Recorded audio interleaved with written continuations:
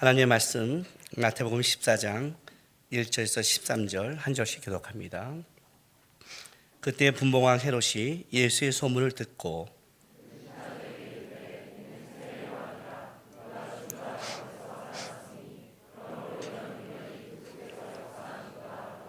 전에 헤롯이 그 동생 빌립의 아내 헤로디아의 일로 요한을 잡아 결박하여 옥에 가두었으니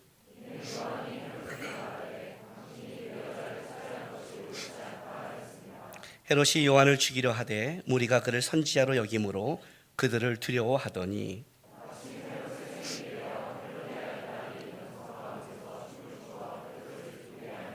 헤롯이 맹세로 그에게 무엇이든지 달라는 대로 주겠다고 약속하거늘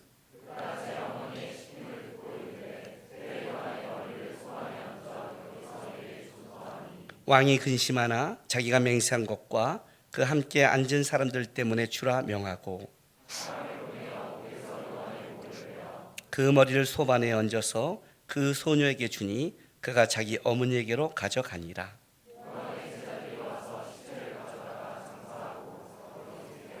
같이 있습니다.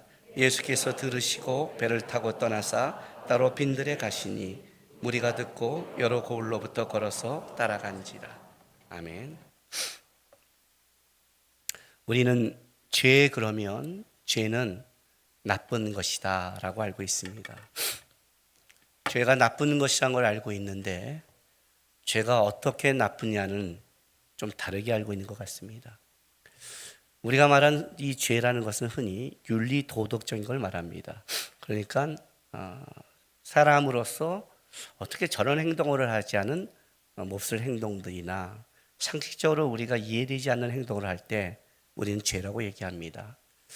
그러나 성경에서 죄라고 얘기할 때는 그것보다 조금 더 다른 본질적인 걸 얘기합니다. 도덕적인 것을 무시하는 것이 아니라 그것은 죄로 나타난 하나의 증상, 현상인 겁니다. 그러니까 그 증상과 현상을 가지고 따지면 안 됩니다. 성경에서 죄란 어떤 뜻을 가지고 있냐면 빗나가다라는 뜻을 가지고 있습니다. 빗나가다는 것은 목적과 목표가 있다는 뜻이죠. 하나님이 그에게 원하는 것, 하나님이 바라보지 않는 것, 거기서 빗나간 모든 것을 죄라고 얘기하는 겁니다. 그래서 이 죄가 들어올 때 우리는 윤리도덕을 넘어서 삶의 방향성과 삶의 이 자세를 자세히 보지 않으면 이 죄라는 것은 너무나 그냥 증상이 잘못됐다를 넘어서서 굉장히 교묘하며 굉장히 우리에게 더 깊이 인생 모든 것에 관여하기 때문에 잘못하면 분별하기가 쉽지 않습니다. 어떤 때 가장 무서운 죄는 어떤 죄냐면 그 윤리도덕으로 틀어진 죄가 아니라 가장 우리가 보기에 윤리도덕으로 또 명분으로 합리적으로 옳은 그것을 제시할 때 이 죄가 가장 영향력과 파괴력을 갖습니다. 그래서 가장 옳을 때 조심하라고 합니다. 가장 옳을 때. 왜? 그 옳은 것이 사람들에게 옳을지는 모르겠지만 그것이 방향성이 하나님과 틀어진다면 어떻게 돼요? 그것이 죄이기 때문에 그렇습니다.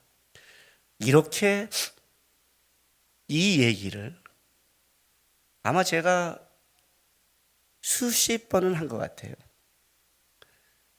윤리도덕적으로 틀어진 사람의 죄는 본인이 짓지만 다른 사람에게는 영향력이 크지 않습니다. 왜냐하면 다른 사람이 볼 때 저렇게 하면 안 되는구나 그래서 피하기 때문에 그렇습니다. 그런데 합리적이고 세상적인 상식에 맞는 옳음을 주장하는 죄가 들어올 때는 그 영향력은 굉장히 큽니다. 왜냐하면 우리 안에서도 그것은 맞다고 생각하기 때문에 그렇습니다. 진짜 죄가 무섭게 역사할 때는 언제냐면 합리적이고 또 상식적인 걸 바탕으로 오는 그 죄가 무서운데 그래서 그걸 때문에 옳을 때 내가 진짜 아무리 생각해도 내 안에서 옳을 때 조심하라 라고 이렇게 수십 번을 얘기했는데도 불구하고 놀랍게도 많은 성도들은 이 죄를 가장 많이 집니다. 여러분이 뭔가를 바꾸고 싶거나 옳은 거를 얘기하고 싶을 때 명심하세요. 10번 이상 기도하세요. 이게 맞는가? 이렇게 말하는 게 맞는가? 이 시기에 말하는 게 맞는가? 여러 가지를 점검하셔야 돼요.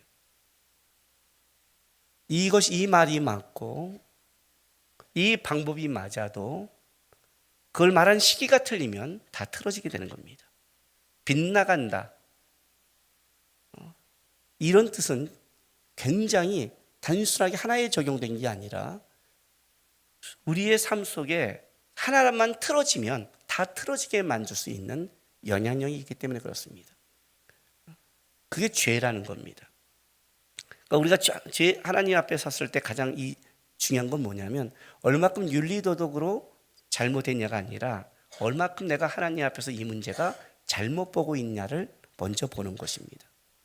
왜 이 말을 하냐면 우리는 어떤 게 있냐면 이 죄인들은 자기를 보호하고 또 세상을 살아가면서 우리는 그 바벨탑을 세우고 싶은 욕구가 있는 사람들입니다. 쉽게 말한다면 우리는 하나님 중심으로 살아가기에 익숙한 자가 아니라 내 중심으로 살기가 익숙한 자들입니다. 그게 교묘하게 틀어진다는 것이죠. 성경을 볼 때도 마찬가지입니다. 성경을 보고 은혜를 받았는데 놀랍게도 성경에서 말하는 것을 보는 게 아니라 자기가 좋아하는 걸 봅니다. 예를 들을까요? 기드온의 300용사. 그렇게 수없이 외쳤던 기드온의 300용사. 그 용사는 어떤 용사일까요? 과연 세상을 엎을 만한 그 용사들을 설명하고 싶은 게 아니죠. 성경에서 기드온의 300용사라는 것은 사람들에게 맞춘 게 아니라는 뜻이에요. 그들에게 용사라고 말하는 그 용사는 다른 용사죠. 그죠? 다른 용사예요. 전쟁을 하는데 칼과 창을 갖고 가지 않고 항아리에 횃불을 넣고 그걸 믿음으로 갈 수 있는 그 용사죠. 골리앗이 칼과 단창으로 나오는데 물맷돌을 갖고 뛰어갈 수 있는 용사죠. 잘못 보면 미련한 자 같고 잘못 보면 멍청한 자 같은데 성경에서 말하는 건 다른 거예요. 근데 우리는 기도원에 300명에 꽂혀요. 300명에. 300명은 소수 정예원을 얘기하는 게 아니라 하나님은 그 정도도 충분하다는 뜻인데 그렇게 꽂히는 거예요. 죄는 내가 보고 싶은 것, 내가 하고 싶은 것, 내가 원하는 것에 굉장히 마음을 뺏어가게 합니다. 오늘 이 본문도 그렇습니다. 오늘 이 본문은 세례 요한의 죽음이 나타납니다. 성경 속에 세례 요한이 갖고 있는 위치는 굉장합니다. 마지막 선지자요. 바로 예수님의 앞을 열어준 자요. 그는 광야에서 외치는 소리였고 의와 진리를 위해 타협하지 않은 자였고 목숨을 건 자였습니다. 그의 이 땅의 옴도 대단했습니다. 성막에서 사가랴와 엘리사벳 속에 하나님이 계시했고 준비된 자. 그러나 그의 죽음은 우리가 생각할 때 놀랍게 한 못된 여자의 그 농락에 놀아나서 죽어간 걸 봅니다. 그럼 우리는 꽂힙니다. 이 세례 안에. 그렇죠? 이렇게 죽었구나. 그런데 오늘 본문은 세례 요한이 어떻게 죽었냐를 설명하는 본문이 아닙니다. 그러니까 세례 요한에 꽂히면 안 되는 겁니다. 오늘 본문은 이렇게 이어지는 겁니다. 자, 14장 보세요. 1절, 2절. 그때 분봉왕 헤롯이 예수의 소문을 듣고 그 신하들에게 이르되 이는 세례 요한이라 그가 죽은 자 가운데서 살아났으니 그러므로 이런 능력이 그 속에 역사한도다 하더라. 그리고 13절로 가야 됩니다. 예수께서 들으시고 배를 타고 떠나서 따로 빈들에 가시니 무리가 듣고 여러 골로부터 걸어서 따라간지라. 오늘 본문은 이렇게 이어지는 겁니다. 이게 무슨 말이냐면 지금 그때 헤롯이 소문을 들은 겁니다. 어떤 소문이냐? 누가복음 9장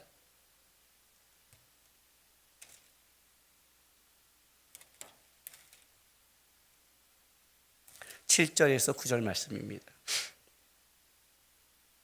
분봉왕 헤롯이 이 모든 일을 듣고 심히 당황하니 이는 어떤 사람이 요한이 죽은 자 가운데서 살아났다고도 하며 어떤 사람은 엘리야가 나타났다고도 하며 어떤 사람은 옛 선지자 한 사람이 다시 살아났다고도 함이라.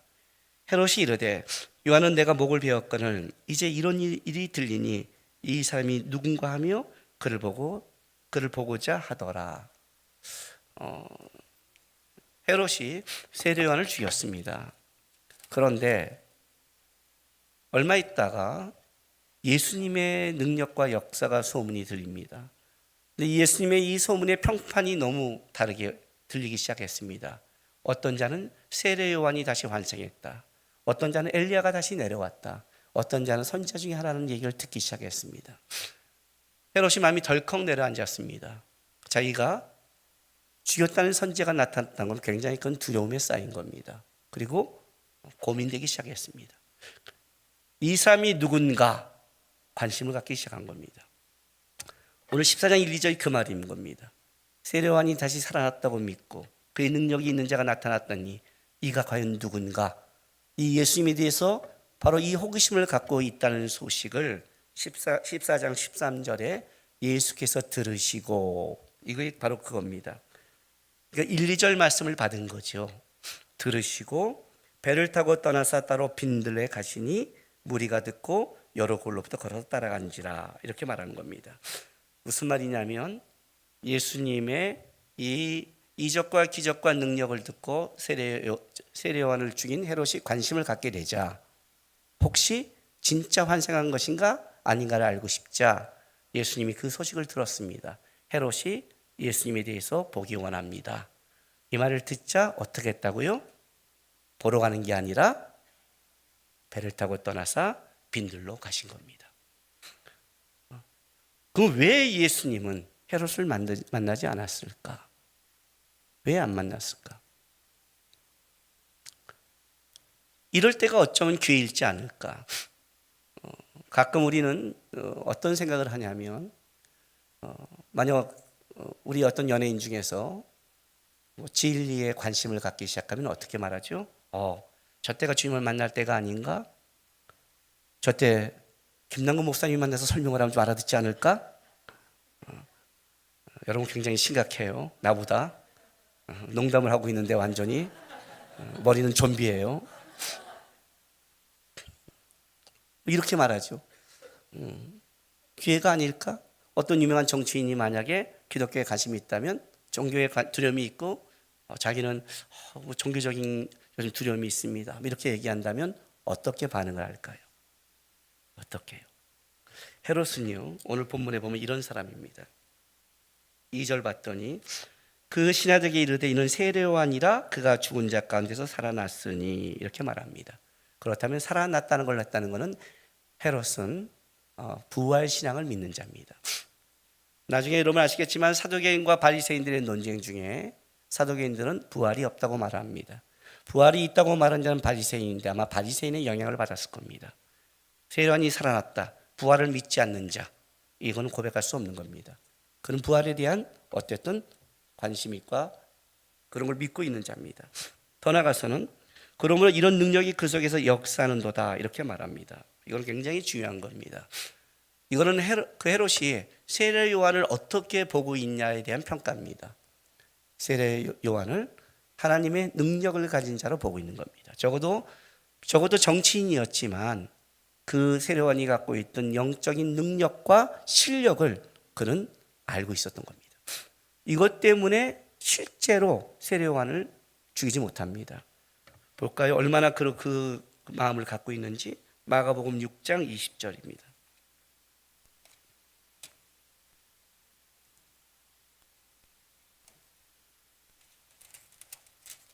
마가복음 6장 20절 18절부터 제가 읽어드릴게요. 이는 요한이 헤롯에게 말하되 동생의 아내를 취한 것이 옳지 않다 하였습니다. 헤로디아가 요한을 원수로 여겨 죽이고자 하였을 때 하지 못한 것은, 헤로디아가 죽이지 못한 것은 헤롯이 요한을 의롭고 거룩한 사람으로 알고 두려워하여 보호하며 또 그의 말을 들을 때 크게 번민을 하면서도 뭐라고요? 달갑게 들음이러라 합니다. 그동안 자기 동생의 빌립 아내를 취했습니다. 불의한 일을 행했죠. 여기에 세례 요한이 정면으로 지적했습니다. 헤로디아가 분노했죠. 나중에 그에 따라 살로메의 춤을 통해서 이제 그 세례 요한의 목을 가져오는데, 이 헤로디아가 아마 그 전에도 많이 죽이려고 했을 겁니다. 어떤 일을 위해서 그 마지막 찬스를 살로메에게 잡은 거지. 그렇게 죽이고자 했을 때 세례 요한을 못 죽이는 가장 큰 이유는 오늘 본문에 보면 사람들의 눈치도 있는 건 사실입니다. 왜냐하면 그를 선지자로 여기기 때문에. 그러나 그것만 있다고 성경은 말하지 않습니다. 적어도 헤롯의 눈새는 세례 요한이 어떻게 보였냐면 미친 어떤 광야에서 외치는 광인이 아니라 의롭고 거룩한 사람으로 알고 두려워했습니다. 그 의롭고 거룩한 사람이 말이기 때문에 그 자기가 한 것에 대한 자기의 어떤 죄책감이 있는 걸 알기 때문에 어쨌든 보호해줬고, 또 그의 말을 때 범민이 됐습니다. 아닌 건 알았다는 뜻입니다. 양심에. 그리고 뭐가 돼요? 달갑게 드는 것도 있는 겁니다. 그래, 맞지. 내가 저 여자를 좋아해서 취했지만 그래도 의로운 사람을 그것 때문에 죽여서는 안 되지. 이런 마음의 번민이 있었다는 겁니다. 여러분, 그리고 더 중요한 건 뭐냐면 오늘 그 세례 요한이 갖고 있는 거룩함, 의로움, 그것을 누구한테 발견했냐면 예수님의 소문을 듣고 세례 요한과 예수님이 동일선상에 있다는 것을 적어도 알았다는 거예요. 훌륭하지 않아요? 훌륭한 거예요, 여러분. 가끔 우리 그 청년들이 저한테 와서 저하고 어느 목사님하고 비슷하다고 그러는데 난 180도 다른 사람 같다가 비슷하다고 그러면 머리털을 뽑고 싶어요. 도대체 뭘 보고 그런 거야, 이렇게. 헤롯보다 못해요. 앞으로 그렇게 해야겠네요. 헤롯보다 못한 것. 헤롯은 적어도 이 정도의 분별력은 있었어요. 거룩하고, 그는 분명히 거룩한 자다, 의로운 자다. 그리고 예수님의 소문을 듣고도 같은 선상에 있는, 진짜 같은 선상에 있었잖아요. 부활을 믿고. 그리고 어쨌든 그 말을 들을 때 번민하는 마음, 그죠? 그 마음을 가지고 있는 자예요. 이런 자라면 여러분 예수님이 좀 만나면 안 될까요? 세례 요한이라 예수님인데 예수님이 그 만을 만나서 그 번민과 두려움 속에 그에게 회개의 길을 주고 돌아오면 안 될까요? 헤롯이 만약 변화된다면 더 큰, 그죠? 예수님은 가차없이 그 얘기를 듣자마자 떠났다는 겁니다. 그럼 왜 떠났어? 이제 이 얘기가 나오잖아요. 그거를 설명하는 본문이 3절부터입니다. 왜 떠난 줄 알아? 전에. 그러니까 이 본문은 세례 요한이 얼마나 비참하게 죽었니라고 얘기하는 게 아니라, 그게 아니라 헤롯이 예수님께 관심을 갖고 있을 때, 그리고 그 안에 다른 지도자와 다르게 종교적인 두려움도 있고, 또 세례 요한을 인정하고 있는, 어쩌면 예수님 인정할지 모른다고 말할지 말하겠지만 나는 떠나. 왜 세례 요한을 죽일 때 이런 일이 있었기 때문이야 를 설명하기 위해서 끄집어 온 거지. 세례 요한의 죽음이 얼마나 끔찍했냐를 말하고 싶으니까 헤로디아와 살로메의 미움에 빠져서 나쁜 못된 세례 요한의 연정에 빠져서 예수님이 하신 걸 놓쳐버리면 안 된다는 거예요. 그걸 설명해 가는 거예요. 그걸 자 봐요. 전에 뭐라고 그래요? 헤롯이 그 동생 빌립의 아내 헤로디아의 일로 요한을 잡아 결박하여 옥에 가두었으니. 자, 헤롯이 세례 요한을 잡은 이유죠. 그렇죠? 그리고 이제 이 사건을 통해 죽였는데 아마 죄책감이 남아 있었을 거예요. 어쨌든 번민했으니까. 이는 요한이 헤로데스에게 말하되 당신이 그 여자를 차지하는 것이 옳지 않다 하였습니다. 헤롯이 요한을 죽이려 하되 이때는 죽일 마음이 생긴 거죠. 헤롯도 무리가 그를 선지자로 여기며 그를 두려워하더니, 마침 이가 참 재밌는 말이에요. 우연히 공교롭게도 이런 뜻인데, 더 나가면 어떤 경우에 기회에 꼭 맞게 그런 거예요. 그러니까 어떤 기회가 생긴 거예요. 그러나 오늘 본문은 이것보다는 그러나로 해석하는 게 더 좋아요. 그러나 그러니까 무리들이 그를 선지자로 여기고 두려워하고 헤롯도 그를 의로운 자로 여기고 양심의 가책을 갖고 있고, 그러나 헤로디아의 일로 화가 나서 감옥에 가두는 이 사건 속에 그가 그런 마음이 있었지만 실질적으로 그러나 어떠냐고요? 헤롯의 생일 때 이런 일이 있었어 라고 설명하는 거예요. 헤로디아의 딸이 연석 가운데 춤을 추어 헤롯을 기쁘게 하니 헤롯이 맹세로 그에게 무엇인지 달라는 대로 주겠다고 하거늘. 그래요. 헤롯의 또 하나의 인물이 나오죠. 기분파예요. 굉장히 감정적이고 기분파예요. 저는 이 본문을 읽으면서 궁금해요. 어떤 춤이었을까? 도대체 어떤 춤을 봤길래, 그죠? 모든 것을 줄 수 있을까? 어떤 춤이 이 모든 걸 줄 만한 춤일까? 보통 춤은 아니었을 거예요. 그죠? 아마 헤롯을 홀릴 만한 특별한 춤이었을 거예요. 살로메. 히브리어의 샬롬에서 나온 건데 평화와 반대되는 삶이죠. 이름과. 하여튼 궁금해요. 볼 기회가 없다는 것에 대해서. 어쨌든 기분파예요. 감정적인 사람이라는 뜻도 가지고 있죠. 자기의 그 전곡을 찔렀을 때는 어떻게 해요? 죽이려다가 사람들 보면 두려워하고 또 번민하고 왔다 갔다 하고 있는 거죠. 왔다 갔다. 그러다가 8절 그가 제 어머니의 시킴을 듣고 이르되 세례 요한의 머리를 솜 안에 얹어 여기서 내게 주소서 하니 왕이 근심하나 자기가 맹세한 것과 그와 함께 앉은 사람들 때문에 주라 명하고. 그래요. 그렇다면 세례 요한은 5절과 9절을 보면 또 이런 사람이죠.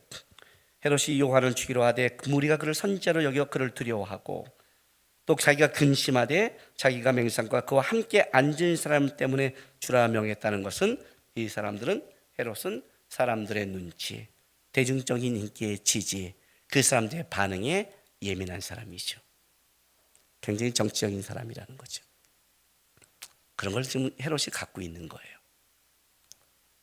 그런데 그보다 더 중요한 게 있어요.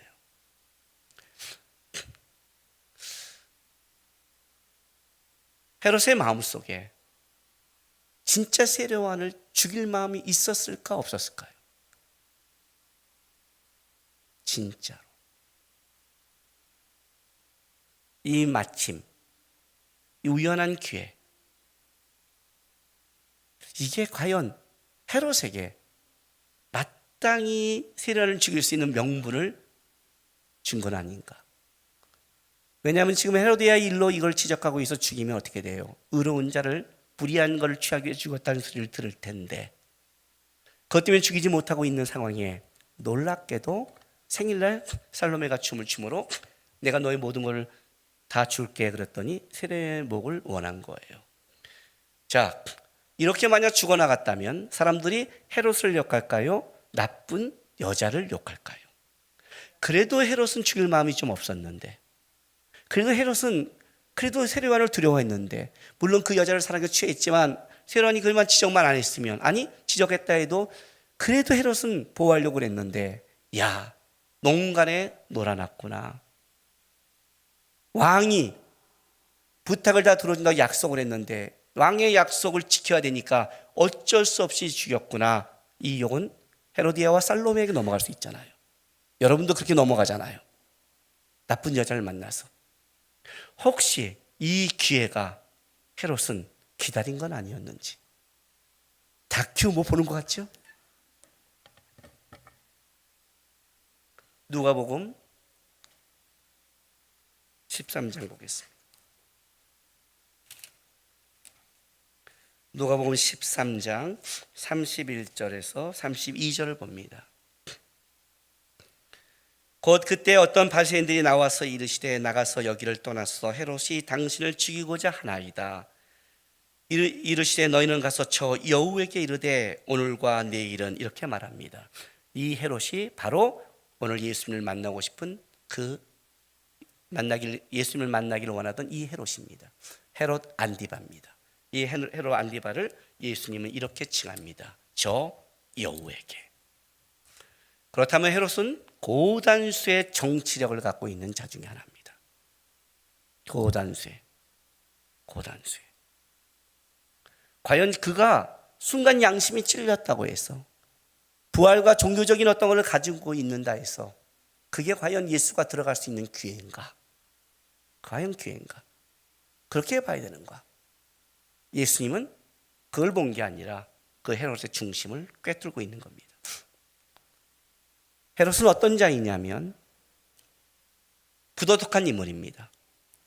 자기가 취하고자 마음 먹는다면 어떤 욕을 먹을 각오도 돼 있고 그 욕을 먹었습니다.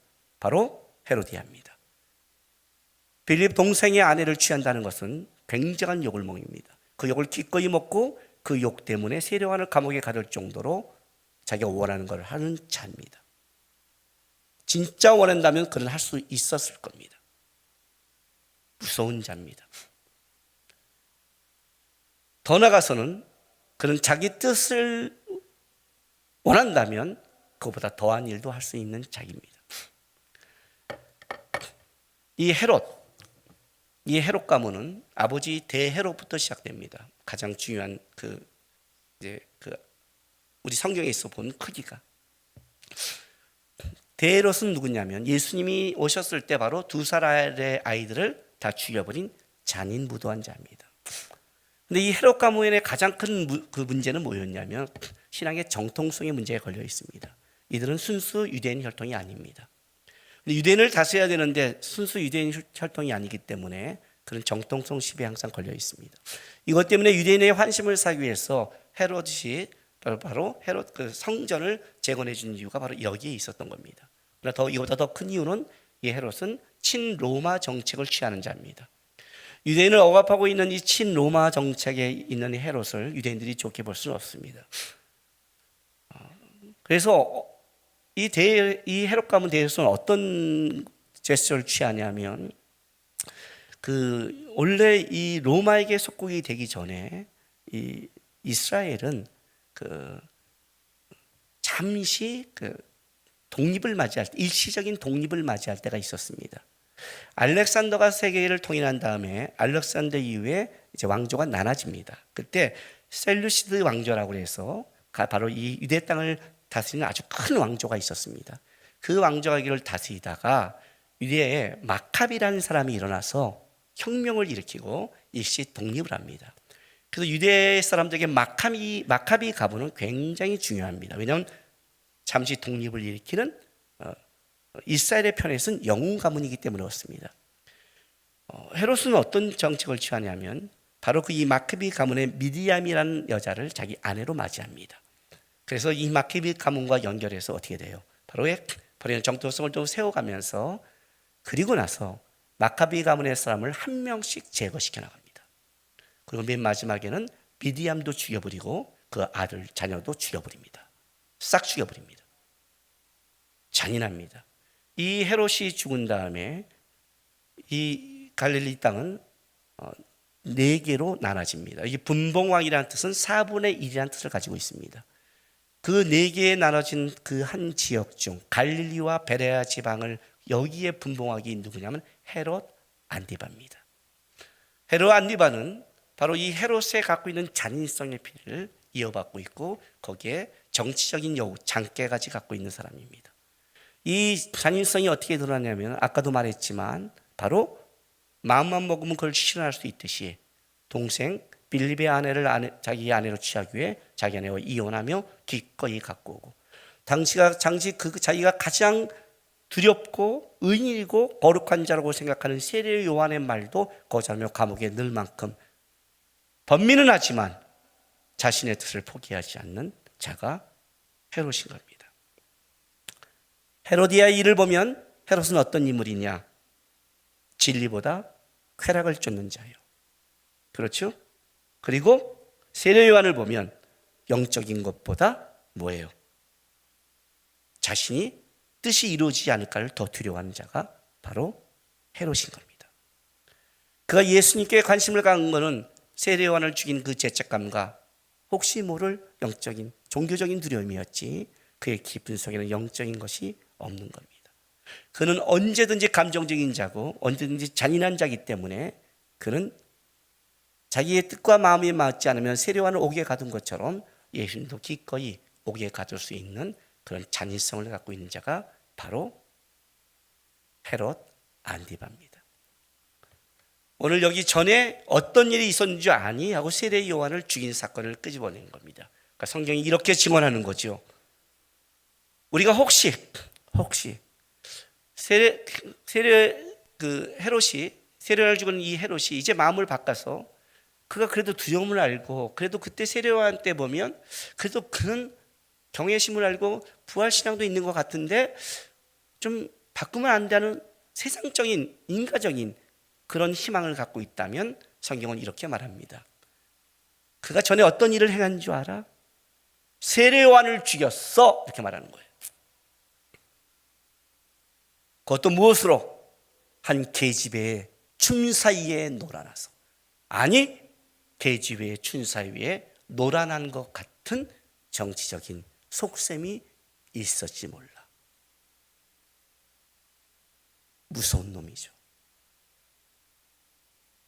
그래서 예수님 뭐래요? 이 소식을 듣고 떠납니다. 신앙생활을 양심이 뭔가 찔렸다고 해서 그걸 신앙이라고 하면 안 됩니다. 이해가 되세요? 신앙생활을 여러분이 좀 와서 예배드리고 기도했다고 해서 신앙이라고 하면 안 됩니다. 종교적인 어떤 두려움을 갖고 여러분 신앙이라고 말하면 안 됩니다. 여러분이 한 거에 대한 죄책감과 후회, 그것도 신앙이라고 말하면 안 됩니다. 왜 그럴까요? 여러분, 기도가 기독교의 단어입니까? 섬김이 기독교의 단어입니까? 예배가 기독교의 단어입니까? 착하게 사는 게 기독교의 단어입니까? 불교에서는 아닙니까? 모슬렘은 아닙니까? 기도를 하지 않으면 그들이 더 열심히 기도할 거고 선하고 착하게 살자도 그렇게 말합니다. 그걸 갖고 그런 삶을 갖고 나는 하나님 앞에 살아간다고 말하는 것은 그거는 하나님이라고 말하면 안 됩니다. 알라 앞에서 그렇게 살아가고 부처 앞에서 그렇게 살아가는 겁니다. 기독교에는 그들이 없는 유일한 한 가지가 있습니다. 그게 예수입니다.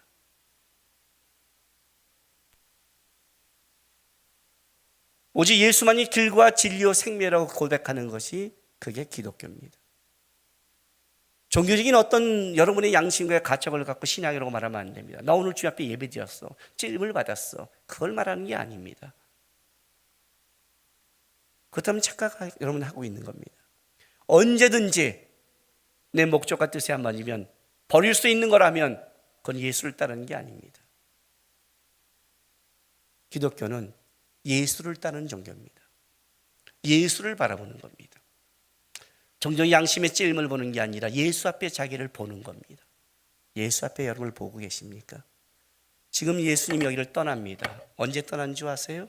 오늘 14장 1절에 이렇게 말합니다. 그때 분봉왕 헤롯이 예수의 소문을 듣고랍니다.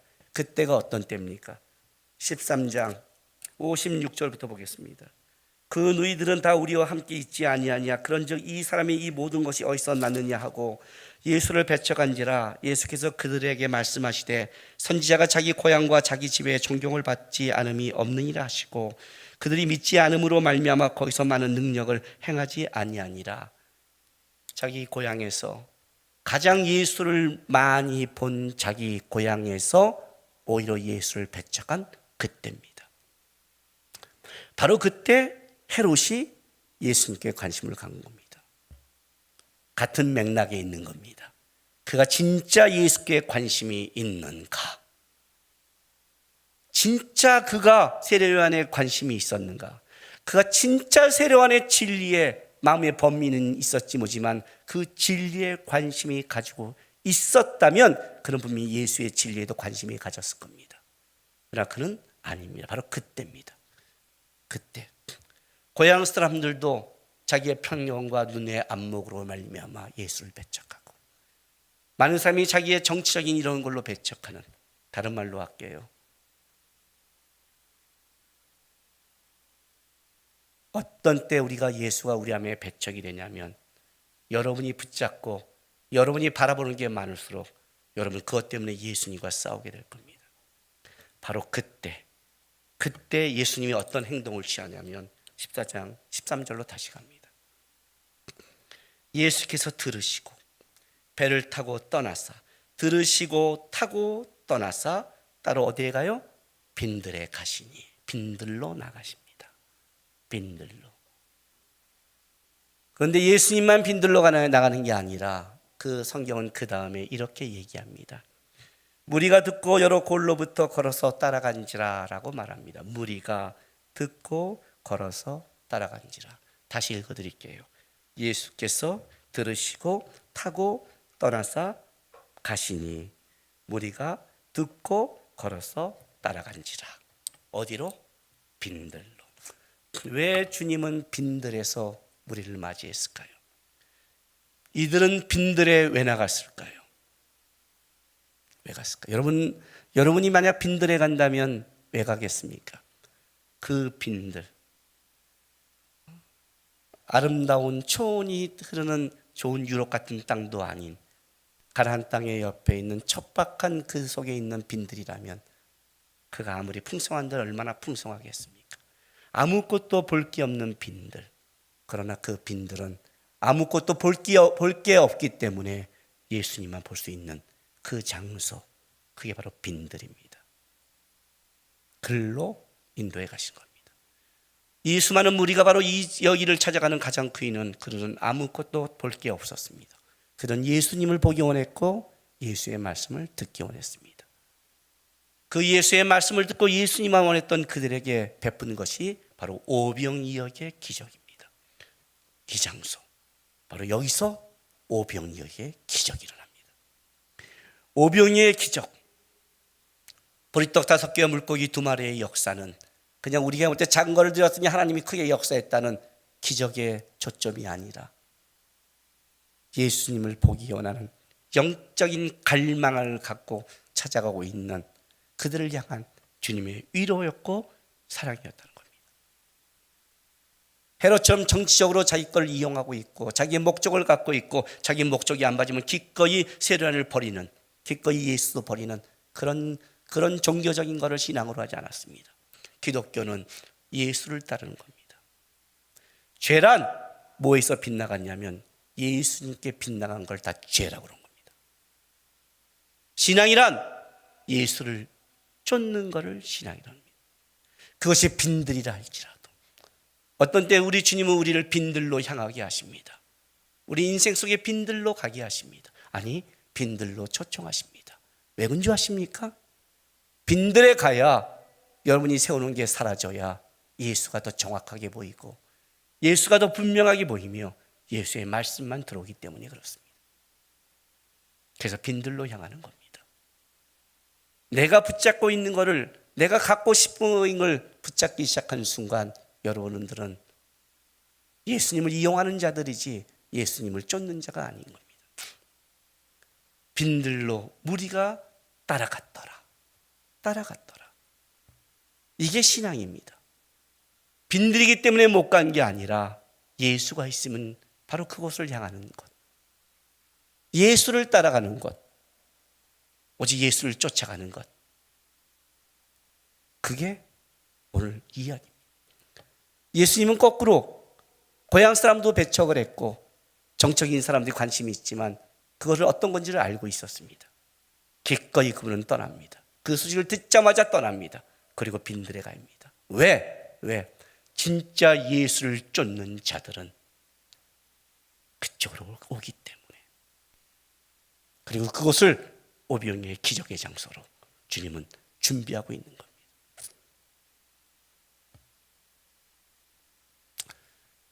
지난주 금요일 날 탈장 수술을 했습니다.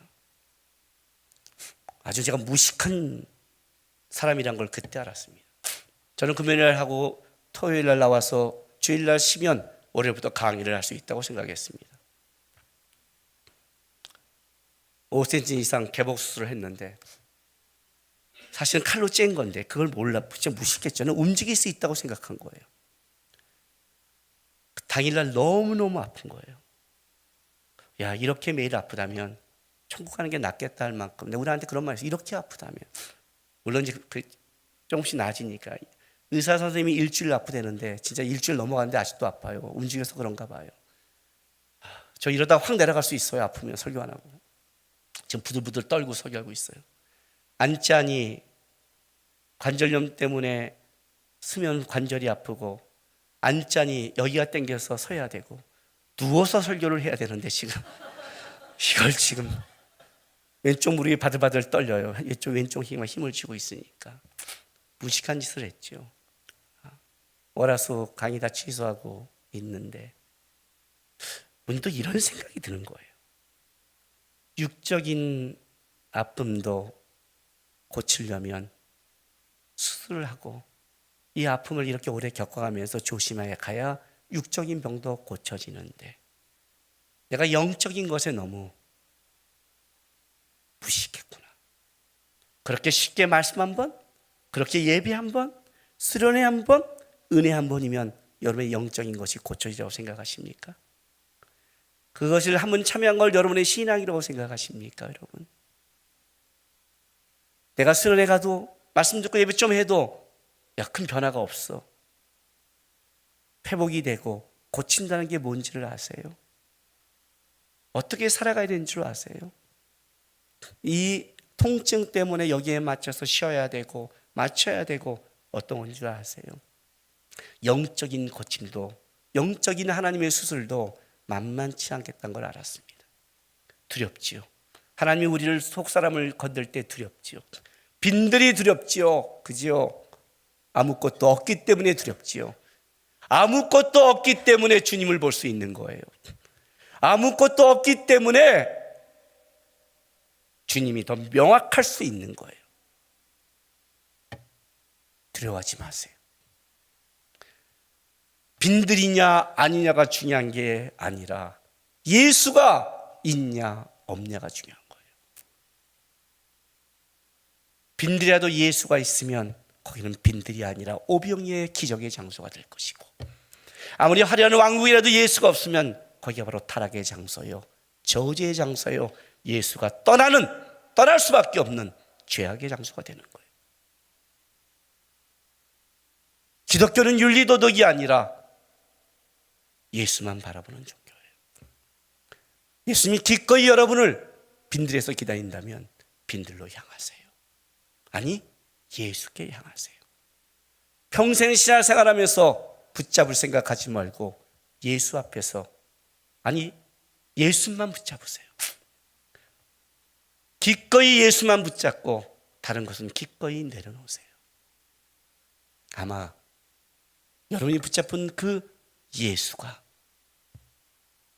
그 빈들에서 더 멋있고 명확하고 가치 있게 분명히 역사할 겁니다.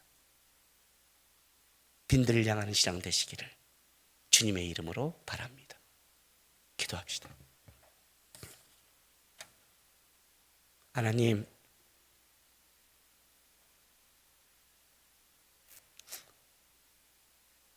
쉽지 않음을 압니다.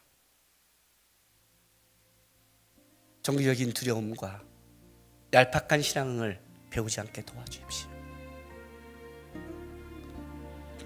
세상 사람 보기에 도덕적으로 좀 바르고 좀 흘려보내고 양심적으로 살았다고 신앙이라고 착각하지 않게 도와주십시오. 평생 예수님을 향하는 신앙 되게 하시고 예수를 보게 하시고 예수의 말을 들으면서 예수를 따라가는 신앙으로 살기를 소망합니다라고 우리 다 같이 다짐의 기도하겠습니다. 거룩하신 하나님,